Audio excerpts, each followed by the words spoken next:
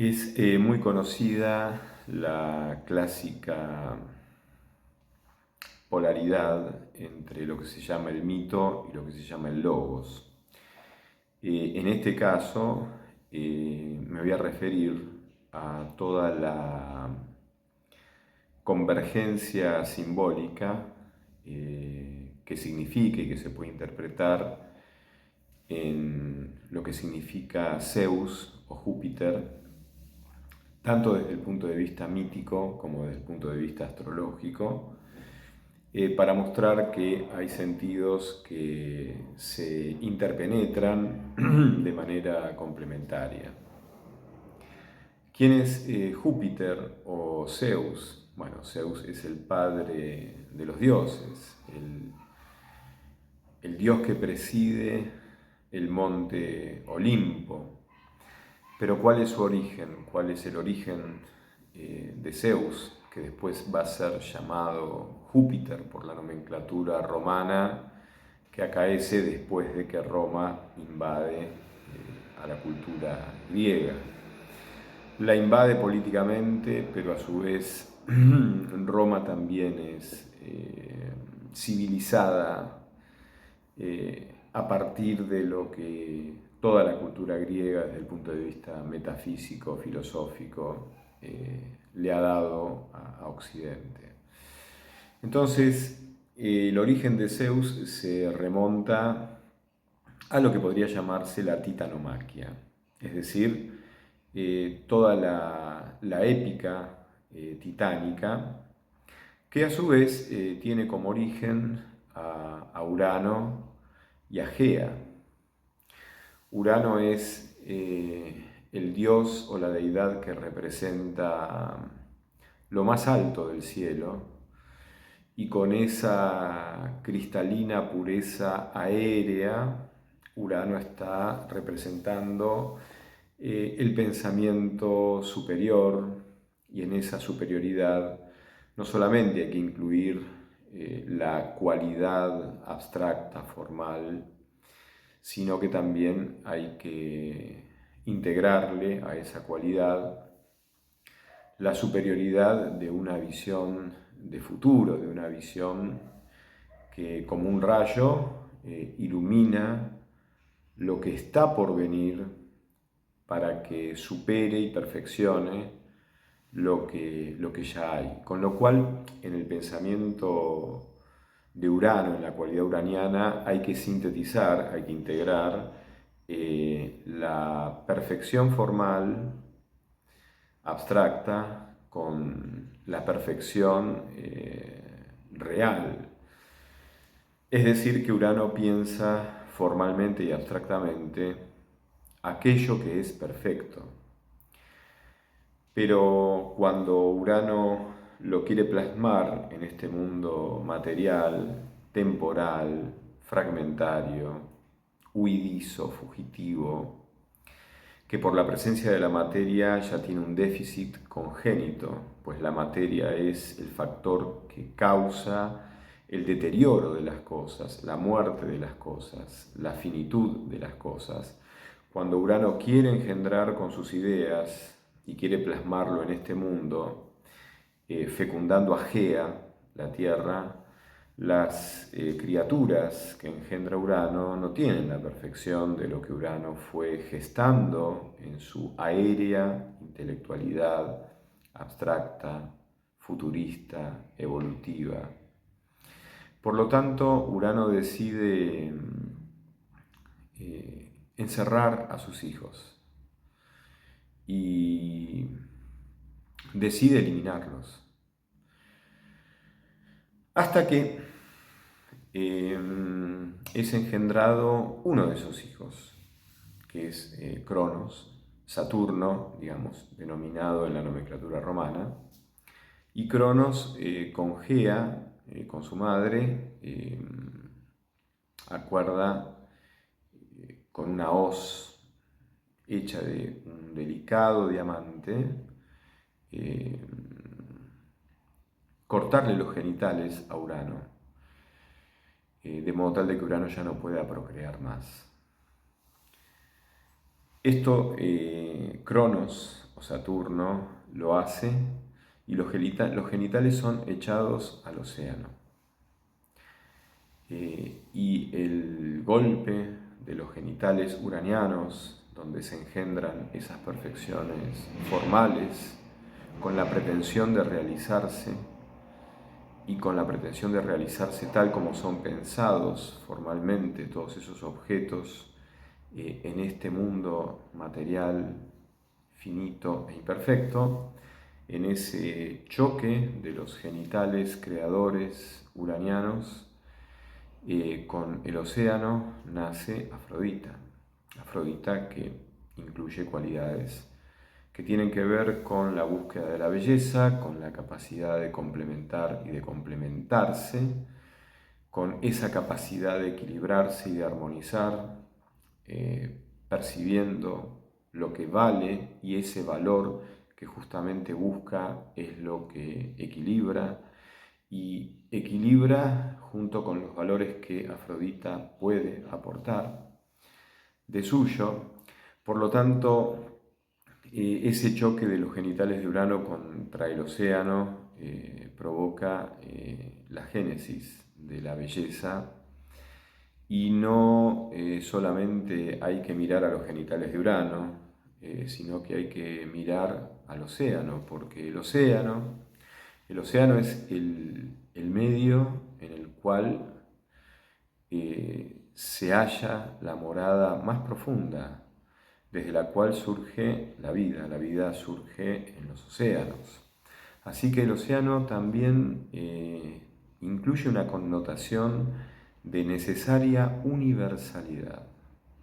Por lo tanto, la belleza, lo verdaderamente bello, tiene que expresar un valor universal.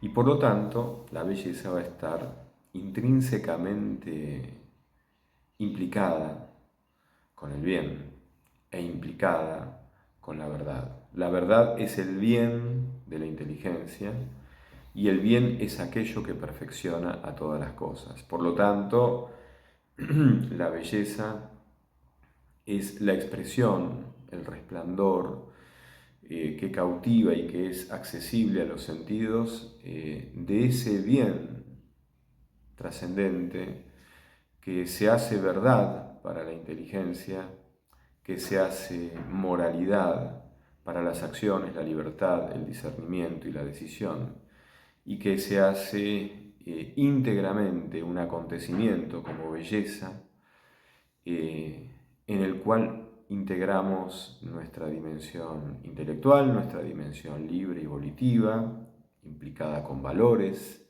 con discernimiento, con elección, con decisión, y nuestro cuerpo, nuestra dimensión orgánica, porque la belleza es perceptible, es decir, se vehiculiza a través de los sentidos. Así que en la belleza hay una síntesis de verdad, bien, trascendencia, corporalidad, mundo e inmutabilidad. Esa inmutabilidad en la cual se inspiró Platón para pensar muy uranianamente los arquetipos inteligibles perfectos, las ideas, el mundo eidético, a imagen y semejanza del cual el demiurgo, tal como Platón lo relata en el Timeo, uno de sus diálogos más maduros, tal como el demiurgo, mirando y contemplando el mundo de estos arquetipos inteligibles perfectos que son las ideas platónicas, moldea la materia a imagen y semejanza de ese mundo idético, realizando, creando, dando existencia a este mundo material, espacio-temporal, a este mundo sensible. Por lo tanto, Afrodita, en su cualidad de belleza, de armonizadora, de complementadora, de estabilizadora, está implicada con la verdad, está implicada con el bien, está implicada con lo universal. Por lo tanto, la belleza no es una cuestión de gustos. Los gustos son una cuestión individual, subjetiva, que, como explicaba Kant en la Crítica del Juicio, está asociado el gusto a cierta configuración contingente, es decir, a cierta configuración particular de nuestros sentidos. La belleza tiene que ver con otra cosa, tiene que ver con una armonización y una liberación simultánea con esa armonía entre la inteligencia, la imaginación, entre aquello que anhelamos crear para perfeccionar al mundo y aquello que es la facultad intelectiva propiamente dicha, que Kant denomina el entendimiento, en la crítica de la razón pura, en donde el entendimiento ordena las cosas tal como son. Y el vínculo entre el entendimiento, la razón pura y la razón pura práctica, es decir, la crítica trascendental de la capacidad que tenemos para establecer leyes universales para actuar y para obrar, y que por ser universales entonces son leyes morales. La articulación tiene que ver con la crítica del juicio, que está escrita justamente para mostrar que la belleza es un libre juego, pero es un libre juego de valor universal entre el entendimiento y la imaginación. De modo tal de que el mundo se completa y se perfecciona en la belleza. Y del mismo modo, lo decía Aristóteles cuando hablaba de la virtud moral y hablaba de la corrección del obrar en función de la recta razón virtuosa, Aristóteles decía que el placer era una perfección de la virtud, es decir, del acto moral, porque en el gozo del acto moral, quien obra virtuosamente, quien obra moralmente, se autoafirma de manera que se integran todas sus facultades y todas sus dimensiones, porque en ese gozo hay una autoafirmación existencial y hay una expansión del propio ser. Y hay una transmisión de esa expansión en el testimonio que el acto virtuoso da de sí mismo, convirtiéndose en un espejo que inspira a todos los demás a obrar virtuosamente. Entonces, en ese gozo hay una autoafirmación donde la vida es una autoafirmación vital, no es una autoafirmación simplemente formal o abstracta. Es la autoafirmación donde el ser se autoafirma existencialmente y la vida se autoafirma expandiéndose. Esta palabra expandir está muy asociada a Júpiter. Entonces, siguiendo con la titanomaquia, Urano es castrado y Cronos empieza a tener descendencia con su hermana Rea, y una de esas descendencias es Zeus. Pero como Cronos tiene una especie de sueño donde se le advierte que le va a suceder lo mismo que le sucedió a su padre Urano, entonces Cronos decide devorar a sus hijos.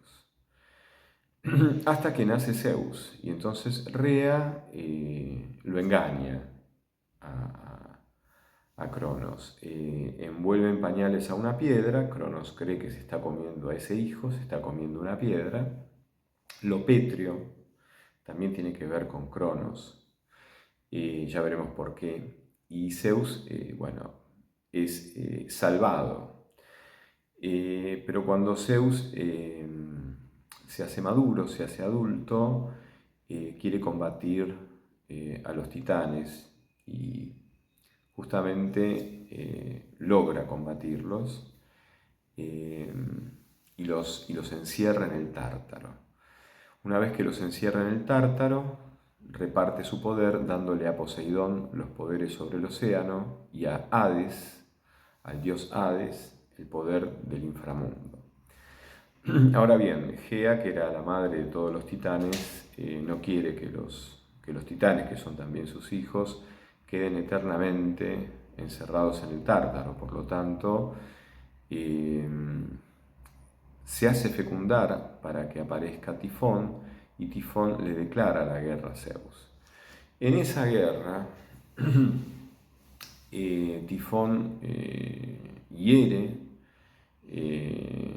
a Zeus, pero Hermes y Pan posibilitan que Zeus se cure, y las Moiras, que son unas especies de guionistas del destino, envenenan a Tifón para que justamente Zeus se libere.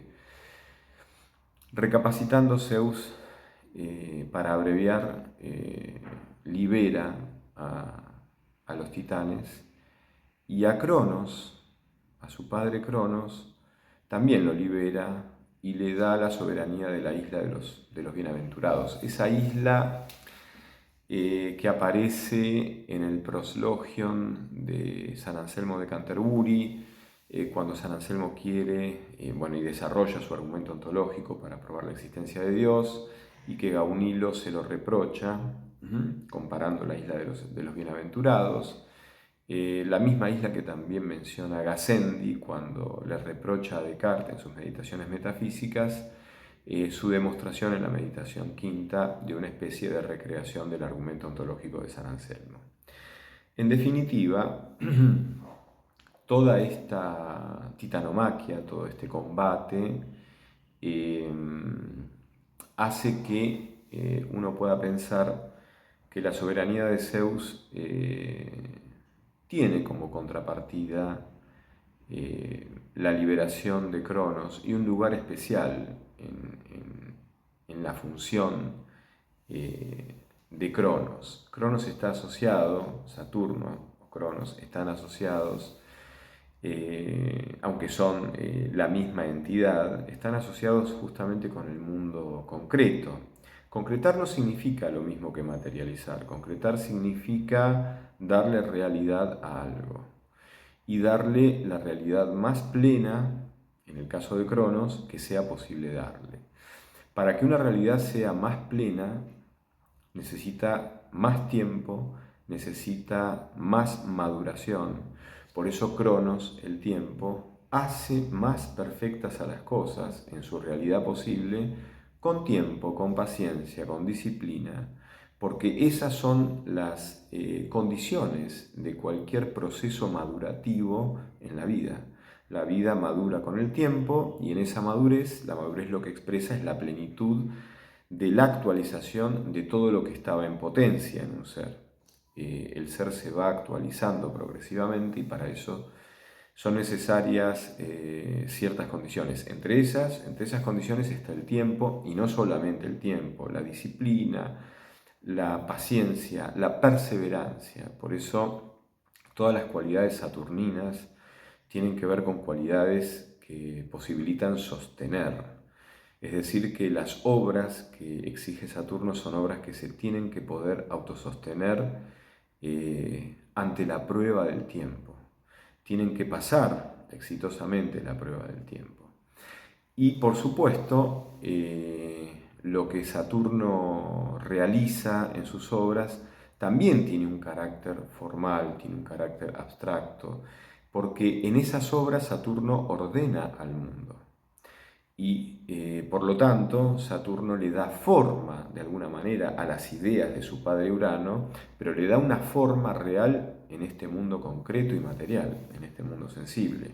Pero con tal de que esas formas puedan perdurar, sean sustentables. Por lo tanto, tienen que ser formas maduradas, que llevan tiempo, que llevan ejercitación, que llevan disciplina. Y todo eso se puede vivir psicológicamente como un gran límite que me frustra.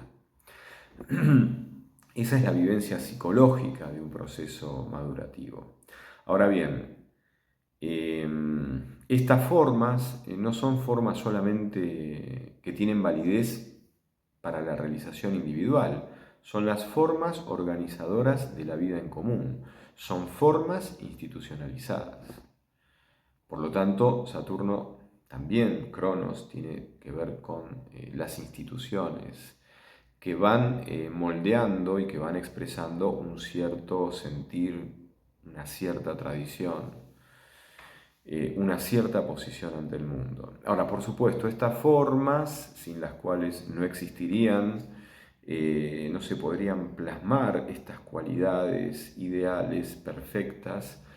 Estas formas también son un producto histórico, un producto de cierta comprensión de la vida, de cierta comprensión del sentido del ser, de cierta comprensión a partir de ese sentido del ser comprendido de cómo vivir cotidianamente. Las formas de alguna manera hacen de vehículos cotidianos e institucionales para la vida en común, para la vida en sociedad, de esta comprensión más profunda del sentido existencial. Por lo tanto, estas formas tienen una cierta vigencia, no tienen una vigencia infinita. Y por lo tanto, estas formas en algún momento declinan, envejecen. Con lo cual, el trabajo de Zeus, el trabajo de Júpiter, el trabajo de Júpiter es el trabajo de integrar fragmentos, de integrar lo que estaba no mirado, lo que estaba desconectado y aislado, integrarlo en un sentido de existencia. Por lo tanto, Júpiter, Zeus, tiene que ver con una función que vehiculiza un sentido, un camino, un horizonte de sentido y un horizonte de valores que permite integrar y articular un camino de vida. Por eso Júpiter tiene una función existencial, no es la función puramente mercurial, intelectual, abstracta, de entender cómo funcionan las cosas, de entender cuál es la lógica que subyace a un proceso o la lógica que subyace a un determinado ser para que ese ser pueda ser justamente lo que es en función de esa lógica en la cual ese ser se sustenta y se configura. Júpiter no tiene que ver con esta función más particularizada, más analítica, que descifra lógicas subyacentes como condiciones necesarias de existencia, sino que Júpiter complementariamente es la comprensión de un sentido que va mirando globalmente hacia el dónde de ese sentido y por lo tanto en esa mirada global puede percibir en dónde está faltando acudir para dar a cada una de las partes de esa totalidad global lo que esa parte necesita para que esa parte funcione adecuadamente de modo tal de que todo el sistema global funcione adecuadamente. Es decir, que Júpiter tiene una visión de conjunto, una visión sintética, no una visión analítica. Y en esta visión sintética permite determinar, permite discernir, mejor dicho, qué necesita cada parte, porque cada parte es parte de esta totalidad y por lo tanto esa parte necesita lo que necesita para funcionar ella misma, pero dado que su funcionamiento es solidario con el todo, entonces justamente darle a esa parte lo que esa parte necesita es, en definitiva, cumplir con el sentido de una totalidad y ayudar a que el todo se realice en ese sentido existencial, en esa dirección de vida. Por eso Júpiter está asociado a la función, a esa mirada, a esa inteligencia, a esa comprensión sintética que tiene una mirada de conjunto, que tiene la capacidad de ofrecer una dirección y un horizonte de sentido, un horizonte axiológico de valores, que permite vertebrar, unificar, integrar lo cotidiano de cada día, de cada esfuerzo cotidiano, de cada incertidumbre cotidiana, de cada anhelo que resucita cada día o que muere cada día con la incertidumbre y con las asperezas propias de la vida de cada día. En este sentido, Júpiter está asociado a esa función que a partir de dar un sentido de vida permite encaminarnos hacia un cierto logro.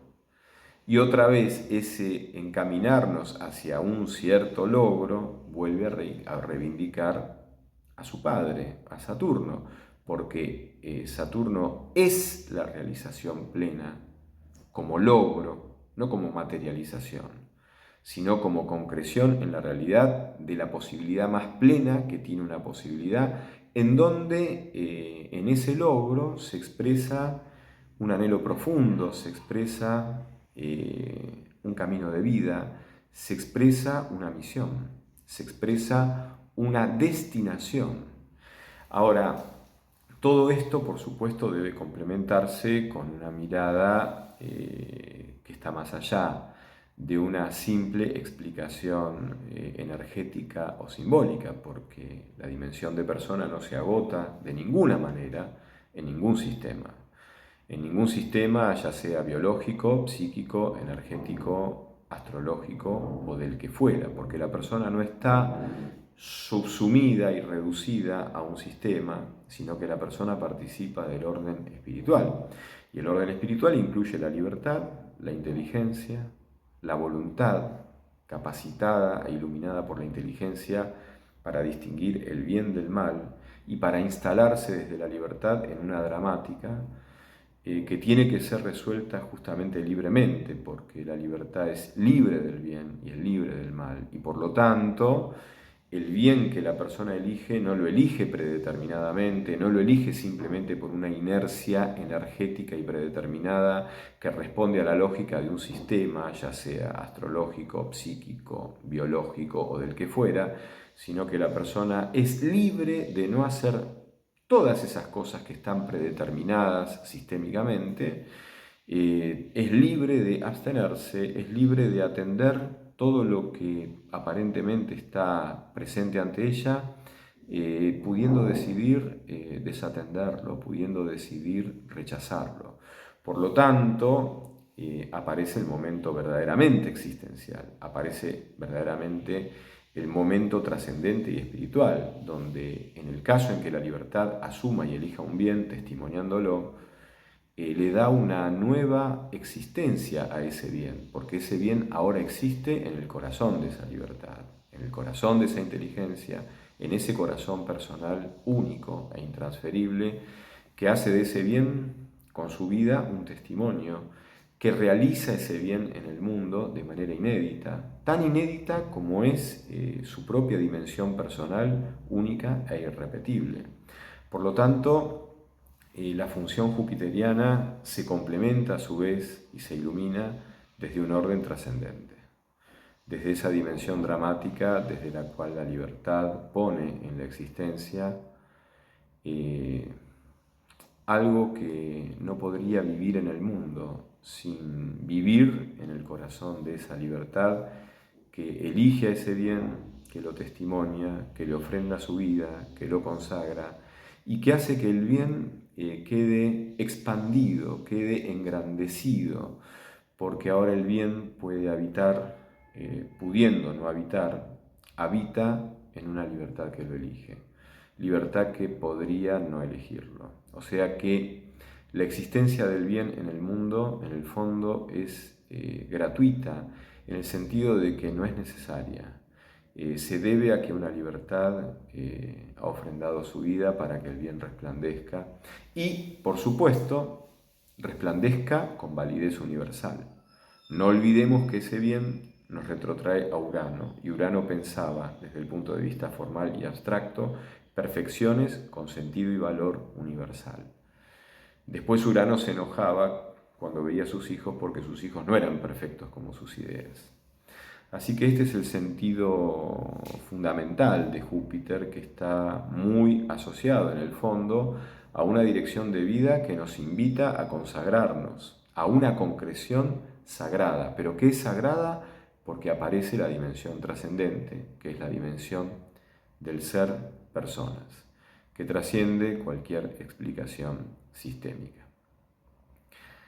Esta es la función jupiteriana y por supuesto que cuando se iza un horizonte y una dirección de vida ante nosotros, entonces psicológicamente se expande la vida y el sentimiento, la experiencia psicológica, emocional, afectiva, es la experiencia de expandirnos. Se nos expande la mirada, se nos expande la confianza en la vida, porque aparece un horizonte que nos envuelve y que más allá de que no lo podamos entender en cada detalle, nos sentimos impulsados desde la confianza justamente a caminar, porque la notoriedad, la transparencia de ese sentido es más potente que nuestra incertidumbre. Por eso la experiencia es que se expande nuestro pecho, se expande nuestra vitalidad, se expande nuestra capacidad de ir en pos de ese sentido, se expande también nuestra comprensión. Hemos comprendido que hay un sentido que está más allá de todas las explicaciones que por ahora podamos articular, pero que es lo suficientemente patente para impulsarnos a caminar y a confiar. Júpiter, el mito y el logos. Hasta pronto.